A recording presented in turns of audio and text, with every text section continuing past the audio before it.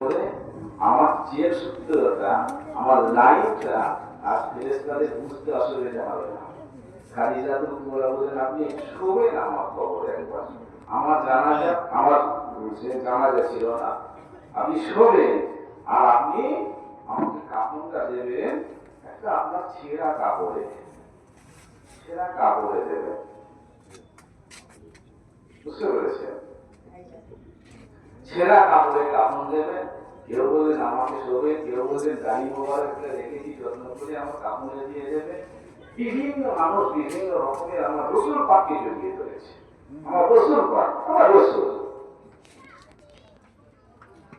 রসুল পাককে আল্লাহ পাক একটা নমুনা করেছেন। লাকাদ কানা লাকুম ফি রাসূলিল্লাহি উসওয়াতুন হাসানাহ।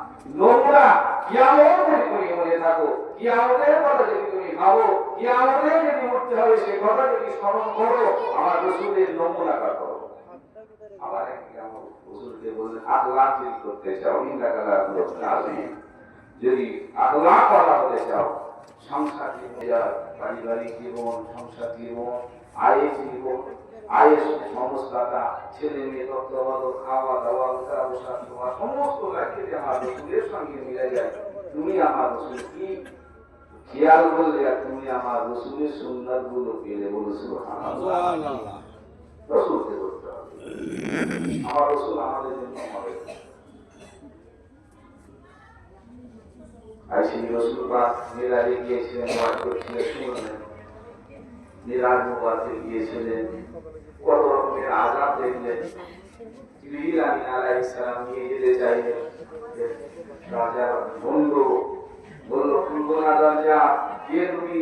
বলল মাইয়া জিবরাইল ও মুহাম্মদ রাসূলুল্লাহ। আমি জিবরাইল, আমার সঙ্গে আমার নবী মুহাম্মদ তুলে দিলেন ফতিহাত লাহুম আবওয়াবুস সামা। এইভাবে যেতে এক একটা স্তবকে এক একটা নবীর সঙ্গে সাক্ষাৎ।